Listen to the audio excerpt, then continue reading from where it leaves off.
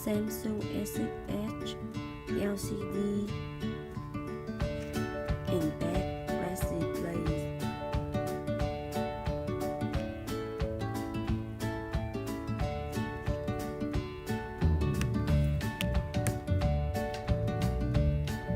You put the phone on the heating plate at 80 degrees for about 10 minutes. You can use the heat gun to hit around the bag to open the bag.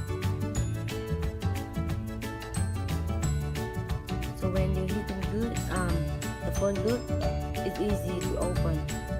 Now time to open the bag. But this one, the glass break off, so it's easier when it's open when you after you hit it. If not, you can use the razor and put at the corner. And I use this. It's the magic one. This one for the hot plastic one. After you put the razor under the bag, and then you can put this one and make it go around.